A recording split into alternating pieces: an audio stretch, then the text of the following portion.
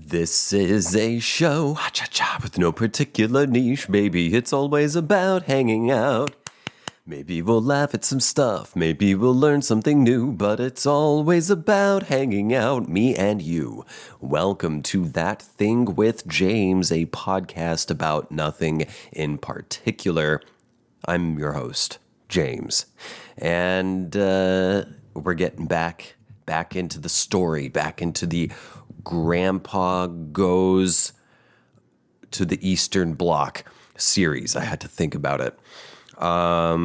Let's see here. Before we jump in, quick business. If you've been following the show, then you know what the series is about. If you're hopping in right now, welcome. Hi. This is a fun one.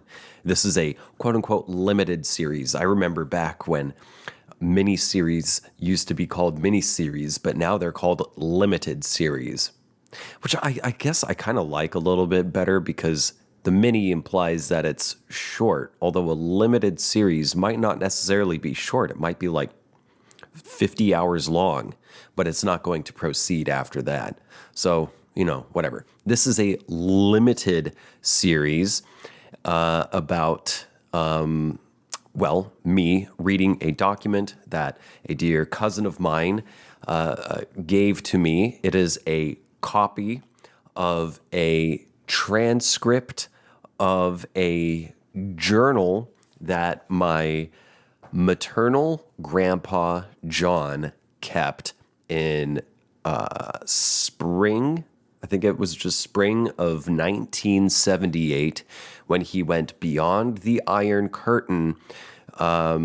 He's been to a few different countries so far in the adventure, but the main focus has been on Poland because he is, among other things, I guess the prime directive here is to expand his genealogical research that he did.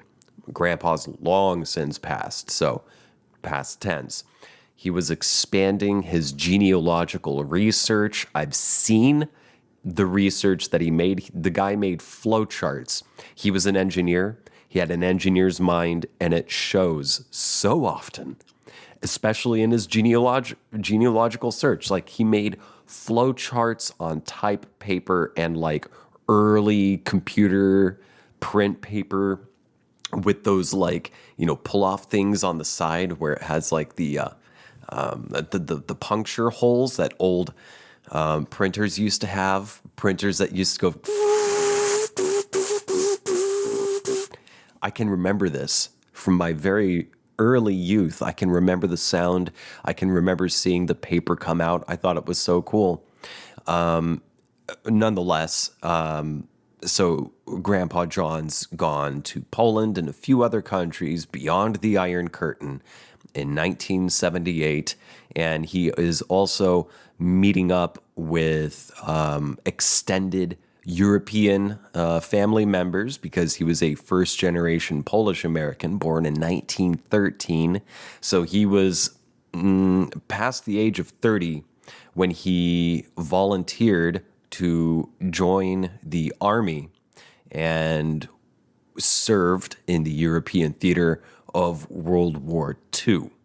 And part of his 1978 trip is not expressly stated here, but I would posit that nonetheless, it is also part of him going back to a place that broke him to try to find something, some kind of answer, some kind of peace, because the ghosts of the war do pop up in the story. Although that's not the main part of the story, I feel it is definitely worth mentioning. It's not a small thing at all. There's no way that would not be a huge weight on his entire being.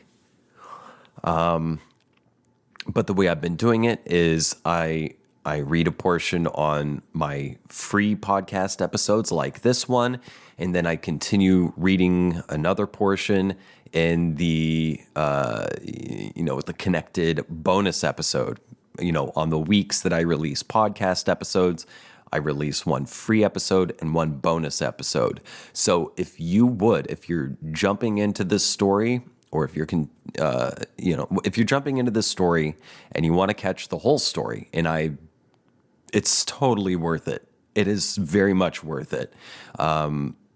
You're welcome to help help support the show and thus get access to the entire story and all the other bonus episodes of this podcast, plus other behind the scenes, bonus content from the other stuff that I make at patreon.com/ThatThingWithJames. Become a member. Low bar of entry. There's different tiers with different perks that I offer. But if you join up, it would mean a whole lot to me. Help support my efforts that I put into this show and the rest of the stuff that I make. And in return, you get access to a whole bunch of other stuff and the peace of mind that comes along with helping an independent artiste. And so, yeah, once again, patreon.com/ThatThingWithJames. Thank you so much to those of you who already support the show. And specifically for this Grandpa Goes to the Eastern Bloc, if you're related to me, and if you're not a member of Patreon, I don't want you to feel like you have to pay me to hear me read a family document. So if you want to catch the whole story, I can hook you up. Reach out to me, relatives. If not, if you want to support anyway, that is awesome, and I am deeply grateful for your support and for that kind gesture. I always mix that up. Gesture, gestation. Just saying that in the last episode, I said some stuff about some pronunciations of certain places and linked it up to intelligence. And I'll just say this. I have done a little bit more research and thus discovered that I was halfway being a swaggerly braggart. Halfway.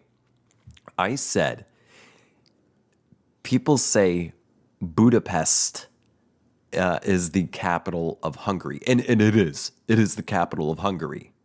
I'm pretty sure. Let me look that up. Holy shit. Now, I'm not gonna, let's see. Capital of Hungary. I know it's the capital of Hungary is Budapest.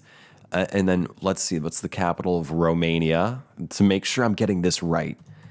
Because I'll learn something and then that's what I thought too. So the capital of Hungary, people say, Americans tend to say Budapest. And I made the claim that if you want to sound somewhat educated, you would pronounce it Budapest. But that's not entirely right. And I eat humble pie.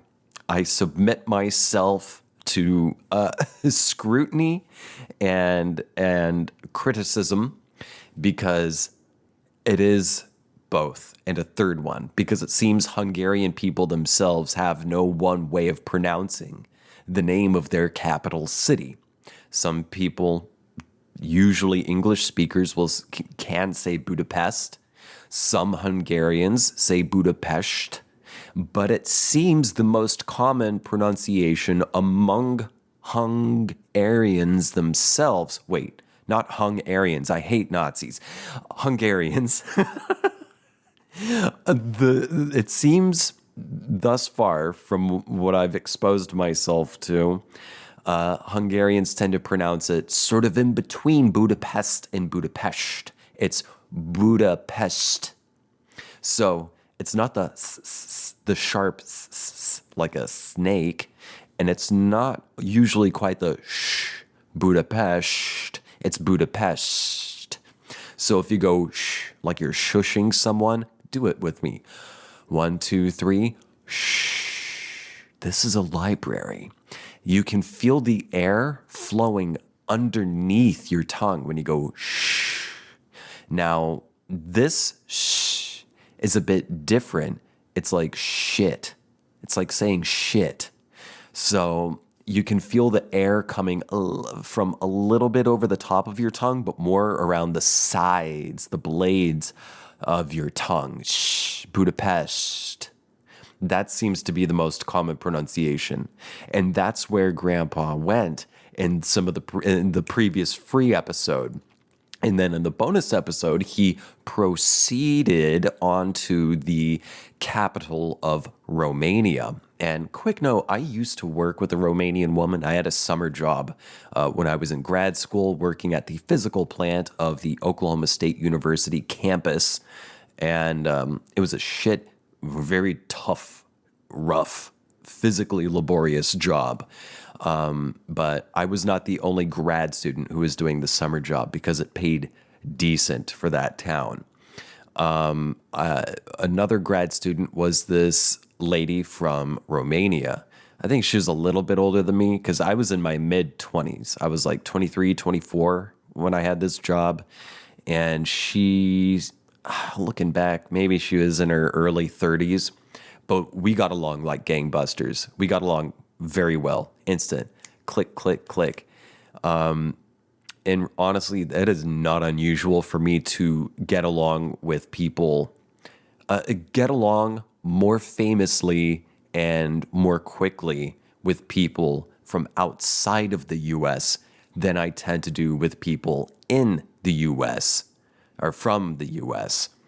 And I have my theories as to why, but I'm not going to get into that. Nevertheless, I worked with a Romanian woman. She was awesome. We got along very well.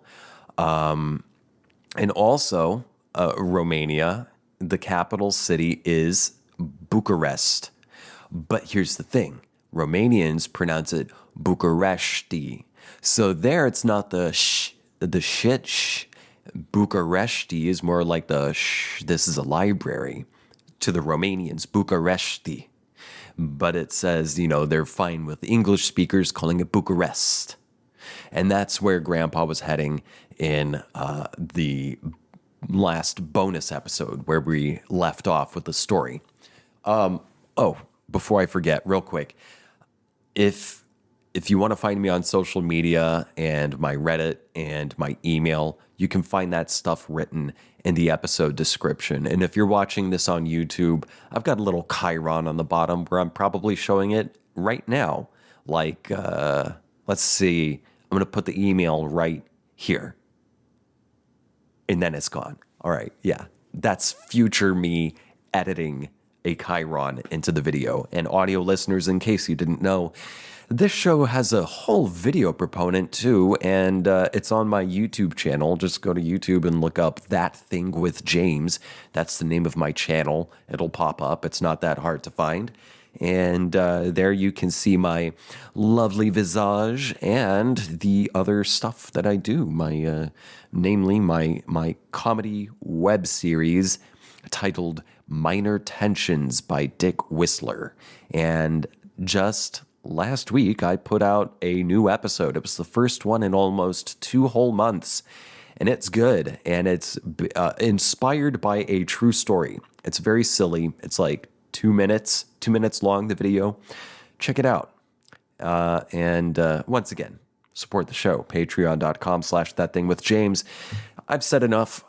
Let's jump back into the story. Let me take a sip of coffee and then a sip of water to get the viscosity down in my mouth.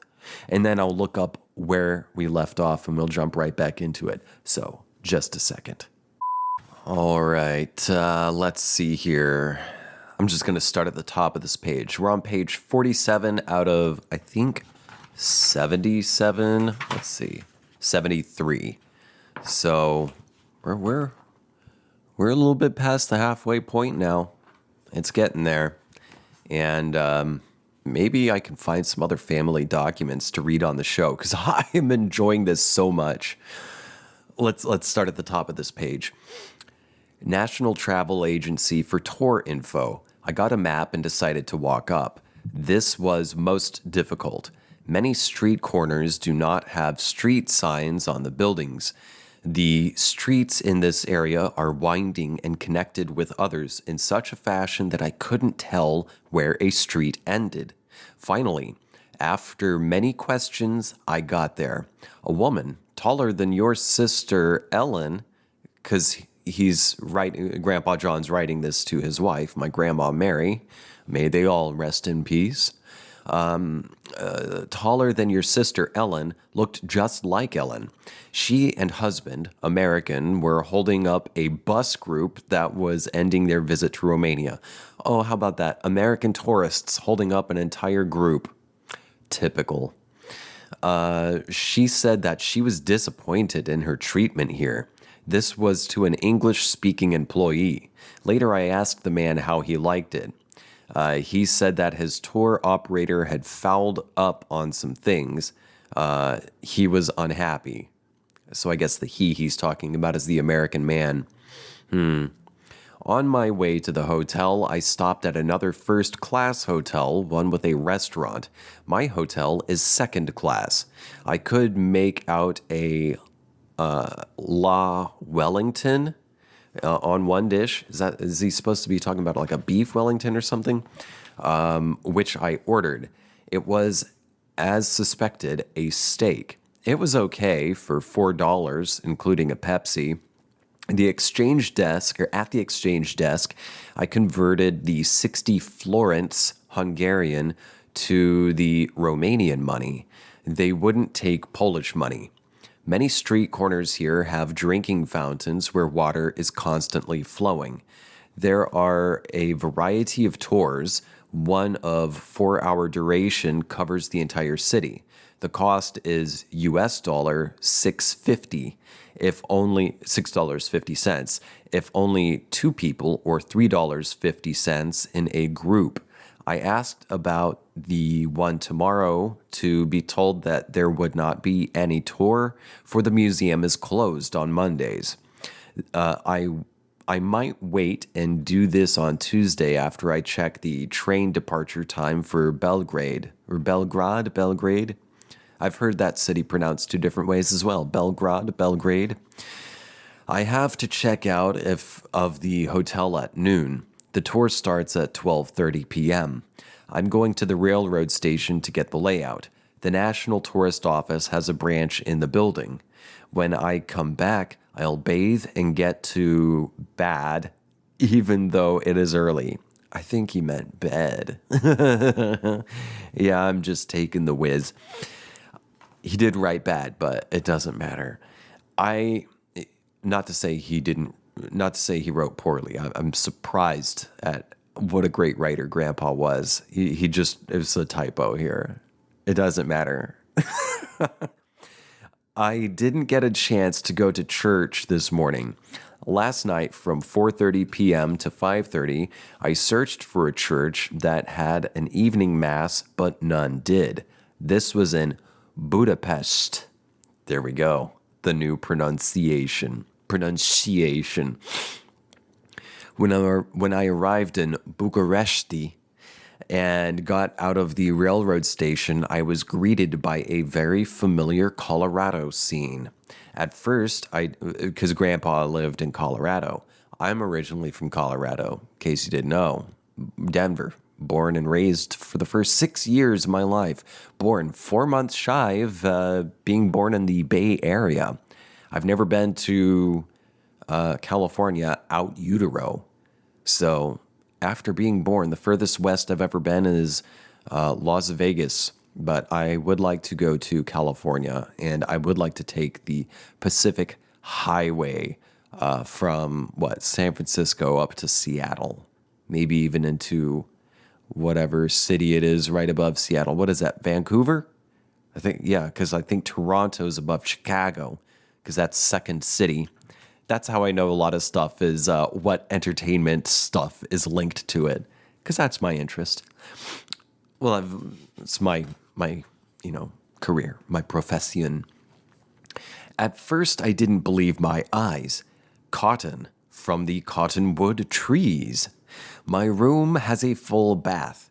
At the hotel where I had supper, I saw perhaps 30 to 40 black males at tables that accommodate four to a table. 22nd May 1978, Monday, Bucharesti, Romania. Last night, I went to bed around 8 p.m. and slept solidly until 5:30 a.m.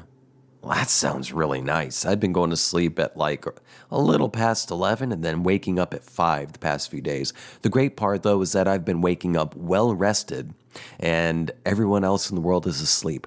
I love being up either really late or really early because it's when most people are still asleep and it's when I feel most at peace because the world is mostly at peace because no one's up mucking things around. No one's up making a muck. After bath, I was exhausted. After my bath, I went across the street to the railroad station at about 6:50 a.m. The tourist office, ONT, opens at 7 a.m. For money exchange and rest of employees come in at 8 a.m. So I purchased cards at a booth and addressed and mailed them. I then had my kielbasa and bread for breakfast. Later in the day, while touring, I had some food items that natives were having. Natives, okay. One was roughly shaped like a pancake with cottage cheese inside and fried. That sounds kind of nice, as long as it has some kind of flavor, some seasoning. That might be pretty good. Fresh out of the fry, coat it with confectioner's sugar, powdered sugar, and then maybe dip it into some type of sweet syrup.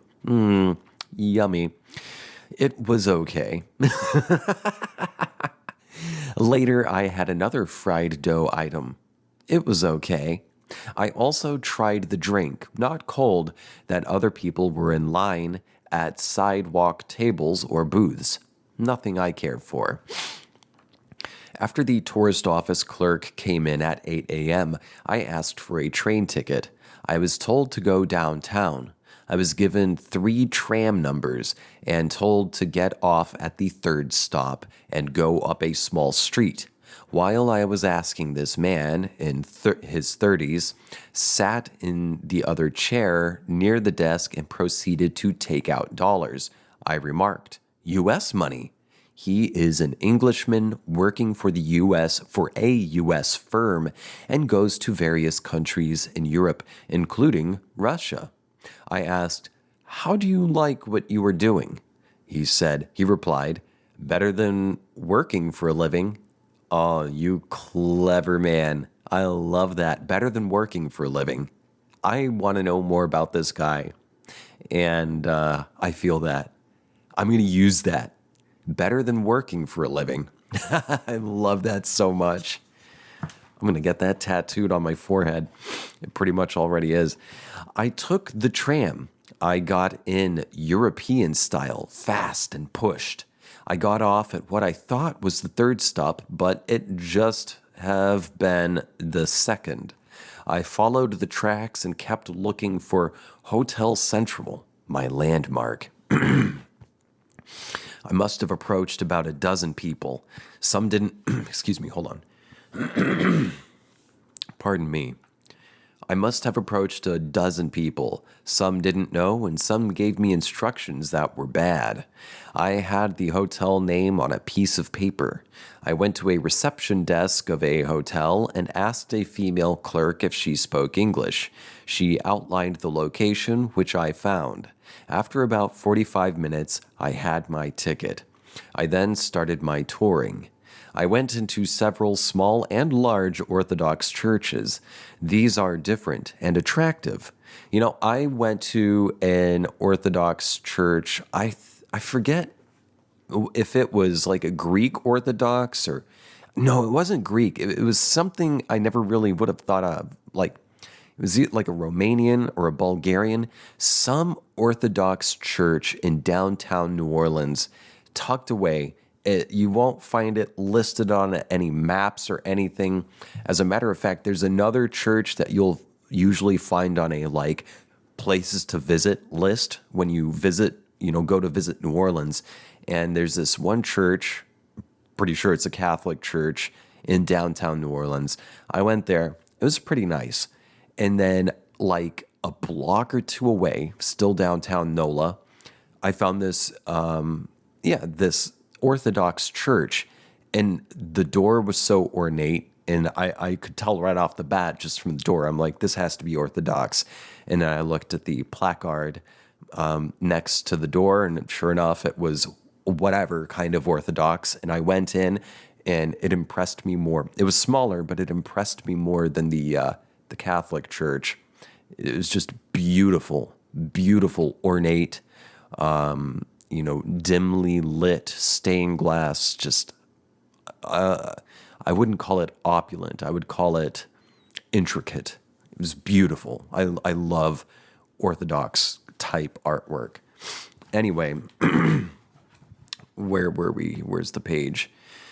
I went into several small and large Orthodox churches. These are different and attractive. Indeed. I took a couple pictures inside a very small one that was built in 1848.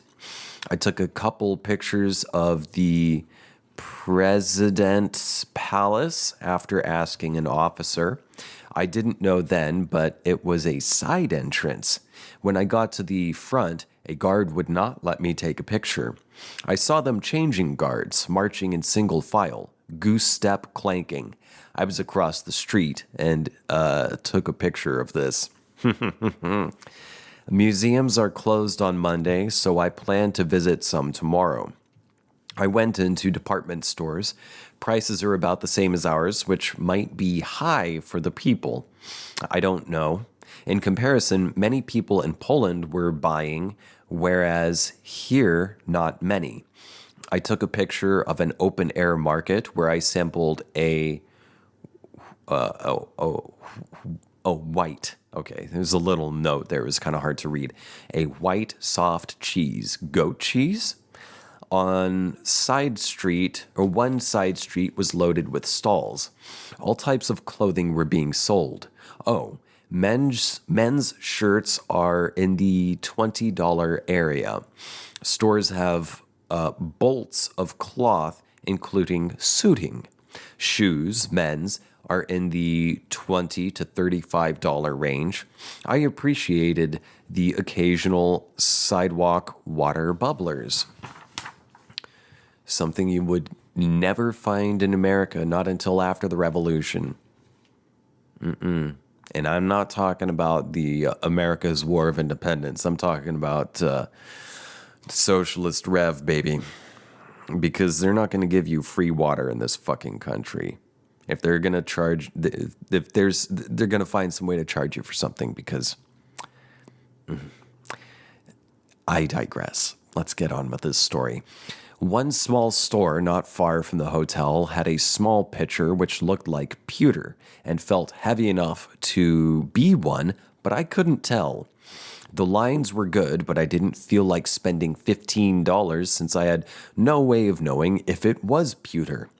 In the afternoon, when I went back to the railroad station tourist branch of ONT, a patrol officer came in with a large woman. The woman at the desk couldn't translate the Czech language.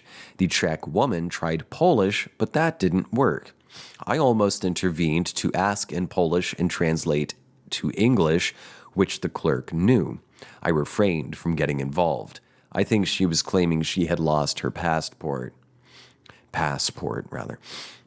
Not until after 5 p.m. when I was back at the hotel did I find the address and phone of the American Embassy. I was very near it at one time. That fried food I had must have helped my elimination. Oh my God, John. Are you serious right now? That fried food I had must have helped my elimination, for I had soft stool which looked like 4 days of food, but I had been going every day. Was that entirely necessary to document? You know, something my mom told me about her mom, my Grandma Mary, is that frequently she would ask that, were you to take a shit in her house? And if you were her child, or probably presumably her husband, she would ask pointedly to do not flush. Please do not flush your stool. I want to look at it before you flush it. The understanding, well, my mother said that her mom said that it was to check your regularity and constitution to see if you were becoming ill or if you had some stomach issue, and thus she would need to adjust what food and drink she was providing to you. So perhaps that's why Grandpa John felt it necessary to include this detail about his soft stool, which equated to 4 days' worth, even though he'd been shitting every day.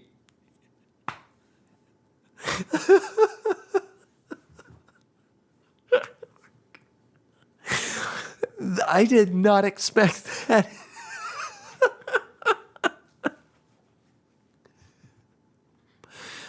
And I look at the page and the first word I see is liquid. Oh, okay. Let me find where I was here. Okay. How much is left on this entry? This is a longer entry, so I'm going to get to the end of this page. All right. But I had been going every day. Pepsi is sold at the restaurant from small bottles, but I didn't see any in a large grocery store. I was hoping to take a liter bottle with me for the trip to Belgrade. Many Poles had such bottles on their way home from Budapest. I need to get some type of screw top bottle to have some liquid. There it is. I've seen most of the buildings shown on the map. Tomorrow I plan to spend some time in some museums. Right now I'm not sure, but I might take the 4-hour tour tomorrow, just in case I missed some buildings. That starts at 2:30 p.m. Today was the first in my trip that I went out without a jacket. I had a long sleeve knitted shirt on. My feet were aching, so I returned to the hotel at 4 p.m. and had a bath and relaxed for 20 minutes. Then I dressed and went to the tourist office to exchange $5, which I hope will be enough for meals tomorrow. If not, then I'll exchange some more. The place closes at 9 p.m. I don't want to have money I can't use, but maybe Yugoslavia will exchange some if I have any left over. First class, reserved seat fare from Bucharest to Belgrade is about $61. I couldn't find out the arrival time. I don't plan to spend any time in Belgrade. I plan only to go to Dubrovnik, an old walled village on the Adriatic, and then go to some others up the coast. Since Vienna rooms are priced so high, I'm thinking of getting a room in a nearby village and see Vienna during the day. Maybe pensions will have rooms when I get there. I am in a quandary. And there we shall close out this free episode. If you want to hear the rest, and if you're not already, become a member at patreon.com/ThatThingWithJames. Thanks for tuning in. I'll catch you next time. Bye.